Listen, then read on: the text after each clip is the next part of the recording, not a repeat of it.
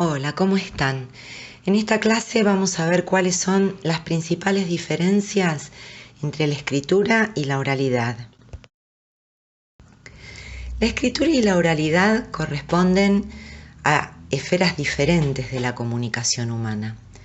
Cada una tiene sus propias funciones y sus códigos particulares. Todos sabemos que no hablamos de la misma forma en la que escribimos. La situación comunicativa propia de la oralidad suele ser mucho menos formal y sin dudas nos llamaría mucho la atención que alguien hablara usando las mismas fórmulas que usamos para la escritura. Con la escritura ocurre más o menos lo mismo. No escribimos de la misma manera en que hablamos. La escritura requiere, por ejemplo, de un orden más riguroso, más cuidado, un vocabulario más preciso, incluso a veces más formal. Exige que prestemos mayor atención y cuidado a la construcción de las oraciones, que prestemos atención también a evitar repeticiones. Todos esos son aspectos que en la oralidad sin duda pueden pasar muchas veces desapercibidos, no nos damos cuenta, digamos.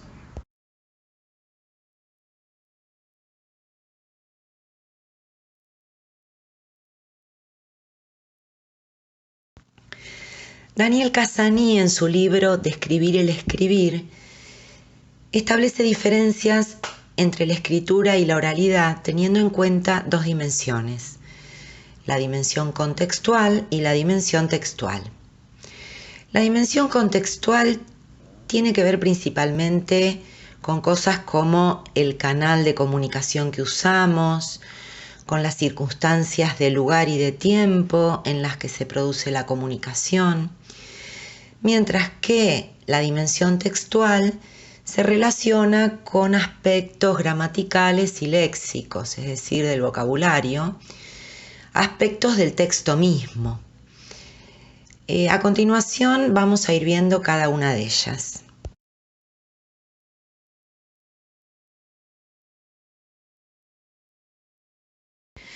Vamos a empezar con las diferencias contextuales. Una primera diferencia central es el canal que usamos. La comunicación oral se transmite principalmente por el canal auditivo, mientras que la comunicación escrita se da a través del canal visual y permite una transmisión de información mucho mayor que la que se produce oralmente. Esta diferencia es muy importante por varias razones. Además de determinar otras diferencias que vamos a ver después, el receptor de un texto oral tiene una percepción sucesiva de los sonidos que van formando los enunciados. En cambio, el receptor de un texto escrito tiene una percepción simultánea del texto en su totalidad, de todas sus dimensiones, en forma completa, digamos. Y esto, como lectores de la escritura, nos permite, por ejemplo, programar el tiempo que nos demandará su lectura. La comunicación oral es espontánea y es inmediata. Por eso el emisor, aunque pueda rectificar su emisión, corregirse, digamos, no puede borrarla. Por supuesto, en estos casos a los que nos estamos refiriendo, piensen que siempre hablamos de la oralidad directa, del intercambio cara a cara simultáneo, no de la oralidad diferida, qué sé yo, un mensaje de WhatsApp que grabamos lo podemos borrar sin duda. Estamos hablando de lo que se llama la oralidad primigenia, ¿sí? La de la comunicación cotidiana. El emisor produce su mensaje y lo emite de manera casi simultánea al momento en que es comprendido por el receptor. Por su parte, el receptor debe ir comprendiendo el mensaje a medida que éste va siendo emitido. Contrariamente, la comunicación escrita es elaborada y es diferida. El emisor puede revisar, corregir o rectificar su mensaje antes de que llegue al receptor, sin necesidad de que se dé cuenta de los cambios o de las correcciones que realizó en su texto. Además, el receptor puede decidir sobre el tiempo que se tomará para leer el texto. Puede volver a él cuantas veces quiera y puede reafirmar o modificar su comprensión del mismo. La comunicación oral es efímera, es decir, fugaz, transitoria. El sonido es perceptible en forma momentánea y después desaparece. Además, tanto la memoria de los receptores como la de los emisores sería incapaz de recordar todo lo hablado. En cambio, la comunicación escrita es duradera. Solemos escribir en soportes materiales que permanecen en el tiempo. Un libro, una revista, un diario, un cuaderno, una carpeta, un mensaje de correo. La oralidad se apoya en un gran número de códigos no verbales, no lingüísticos, digamos, como por ejemplo la entonación de la voz, los gestos, los movimientos corporales, incluso a veces la vestimenta, que le puede dar mayor o menor formalidad o puede producir algún tipo de respeto o todo lo contrario. Mientras que la escritura no cuenta con esos códigos y entonces se debe utilizar recursos variados del lenguaje para transmitir esos significados. Recursos como por ejemplo aclaraciones detalladas y precisas o signos de puntuación. Finalmente, la producción oral está acompañada por los contextos o entornos extraverbales, extralingüísticos, que son imprescindibles para su comprensión y no necesitan ser aclarados porque están ahí. Por ejemplo, la situación comunicativa, como puede ser una conversación en una clase, las características del emisor y del receptor, por ejemplo, entre una docente y una alumna, el momento y el lugar en que se produce esa comunicación, para seguir nuestro ejemplo, en un aula durante una explicación. En cambio, en los textos escritos, todo este contexto no aparece, porque los textos escritos suelen ser autónomos, independientes de los contextos concretos en los que se encuentra el autor cuando los escribió o el destinatario cuando los lee. Incluso si fuera necesario para comprender mejor el texto, los autores de textos escritos deben aclarar en su escritura cuáles son los contextos para que el lector pueda ubicarse. Por ejemplo, podemos describir o aclarar por escrito, entre paréntesis, como sea, en qué situación se produjo un diálogo o qué cara puso cuando dijo tal cosa.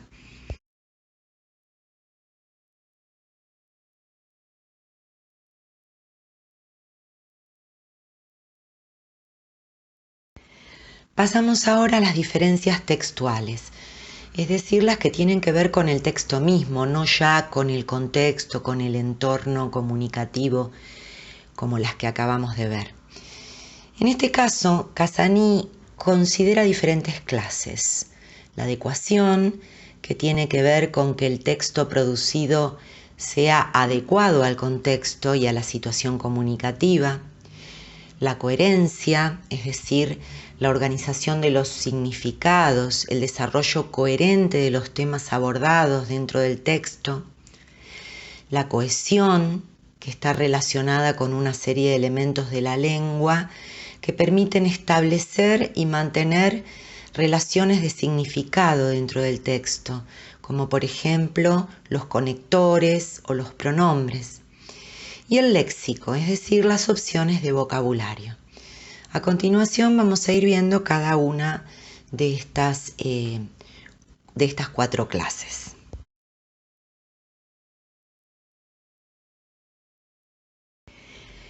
En relación a la adecuación, una de las primeras cuestiones a tener en cuenta son los registros, las variedades que se usan de una lengua. Los llamados lectos son variantes de una misma lengua. Por ejemplo, están los dialectos, que son variantes regionales, los sociolectos, variantes propias de distintos sectores sociales, los cronolectos, que son variantes por generación o edades. Por ejemplo, cuando hablamos en un contexto determinado, puede ser completamente adecuado decir cosas como che, chabón, no me stalkees, por ejemplo. En la comunicación oral, el uso de la lengua suele indicar la procedencia geográfica, social y generacional, y es totalmente adecuado utilizar variedad de lectos. En cambio, en la comunicación escrita hay una tendencia a eliminar las variantes lingüísticas regionales, los registros familiares y coloquiales, y es más adecuado usar lo que se llama registro estándar de la lengua, es decir, la forma aceptada como norma. Esta forma se encuentra más asociada al uso público y oficial del lenguaje. Es la que encontramos, por ejemplo, en los diarios, las revistas, los libros, los manuales, los discursos oficiales. En relación con los temas tratados, la oralidad suele abordar temas más generales o de la vida diaria, cotidiana, esto como resultado del intercambio comunicativo de cada día, ¿no? Mientras que en la escritura hay una tendencia mucho más marcada a transmitir temas específicos, por ejemplo, científicos, educativos, periodísticos, etc. Finalmente, mientras que en la comunicación oral es completamente adecuado usar un bajo grado de formalidad o a veces incluso ser absolutamente informales en el habla, en la comunicación escrita, en cambio, se tiende a ser más formales.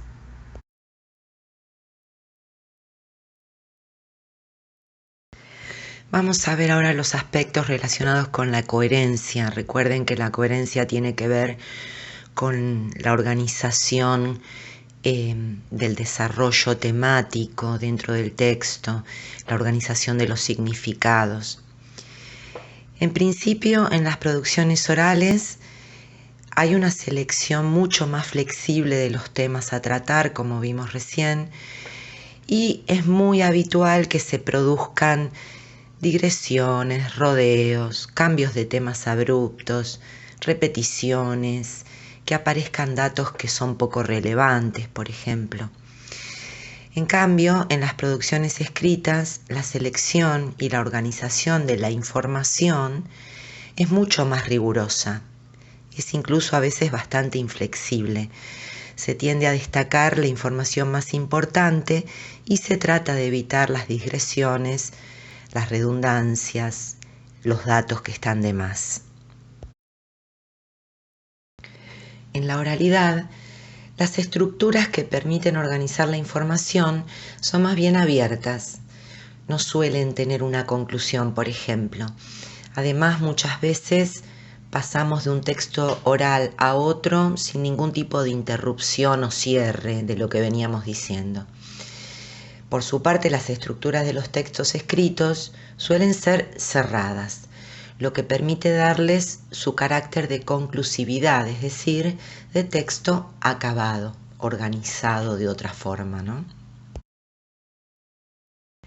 En relación con lo que veíamos recién de las estructuras abiertas y cerradas, podemos decir también que los textos orales no tienen formatos estrictos como ocurre con los textos escritos, sino que se construyen con gran libertad por parte del hablante. En cambio, los textos escritos responden por lo general a lo que llamamos estereotipos, es decir, formas de organización que ya están fijas y que pueden variar de acuerdo con los temas que se traten, con los formatos textuales. Por ejemplo, pensemos en una narración que suele tener una presentación, un desarrollo, en literatura también se le llama nudo y un cierre o conclusión. Y a veces también la estructura tiene que ver con el tipo de género discursivo. Pensemos en una noticia, por ejemplo, que suele comenzar con un titular que sintetiza, un encabezado o copete que tiene un resumen, luego viene un primer párrafo en donde se dan los datos más importantes de la información para después, en los párrafos sucesivos, seguir desarrollando determinados detalles de ese resumen previo.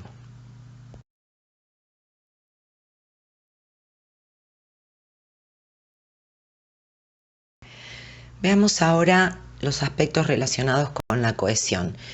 Recuerden que la cohesión es algo así como una parte fundamental de lo que llamamos la gramática del texto. Tiene que ver con elementos del lenguaje que van articulando la sucesión de enunciados, que van manteniendo la información en el desarrollo textual, ¿no? En otra unidad vamos a profundizar bien estos aspectos relacionados con la cohesión y la coherencia. Ahora nos centramos solamente en la distinción que hay entre la oralidad y la escritura.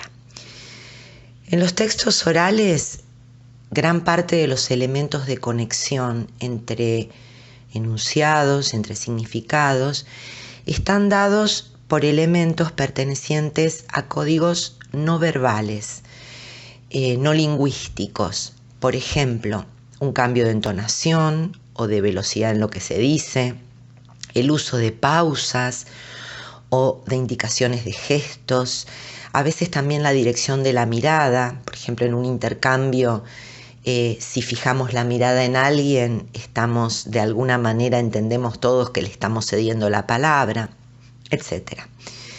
En cambio, en los textos escritos, la conexión siempre está dada por elementos gráficos, como por ejemplo los signos de puntuación, y también por elementos gramaticales, como ocurre con los conectores, palabras como por lo tanto, por tal motivo, por causa de esto, etc. En los textos orales, algunos elementos gramaticales, como por ejemplo los pronombres, hacen referencia directamente a un objeto extralingüístico, es decir, un elemento que no está en el texto mismo, sino que está en el contexto de la comunicación. En una charla, por ejemplo, podemos utilizar palabras o expresiones tales como acá, sin haber mencionado previamente ese lugar que designa acá, ya que puedo señalarlo. Decimos cosas como, por ejemplo, vos dejá eso ahí, sin necesidad de aclarar quién es la persona que tiene que dejar algo, qué cosa hay que dejar o dónde hay que dejarlo, ya que todo forma parte del contexto de la comunicación. Esas palabras, en general pronombres como vos, eso o ahí, en el caso del ejemplo que usamos recién, se llaman deícticos. Y por eso decimos que su referencia, aquello que designan, es una referencia deíctica. Depende del contexto de comunicación. En cambio, en los textos escritos, los pronombres siempre están referidos a palabras o a frases ya mencionadas en el texto o que se van a mencionar más adelante. Por lo que si usamos un pronombre como eso o ahí, es porque lo utilizamos antes o después dentro del mismo texto. Por ejemplo, en una frase como el clima se va modificando rápidamente y eso tiene mucho que ver con la actividad humana, el eso que apareció ahí refiere a toda la frase anterior. El clima se va modificando rápidamente, es decir, su referencia está dentro del mismo texto.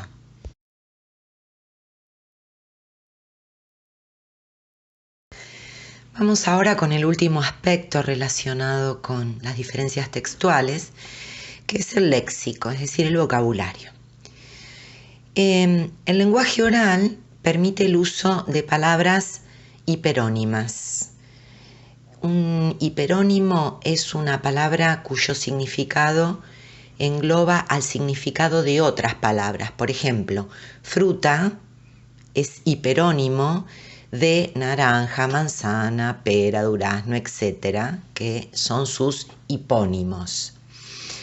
Bien, esto una aclaración por las dudas, por si no quedaba claro el concepto.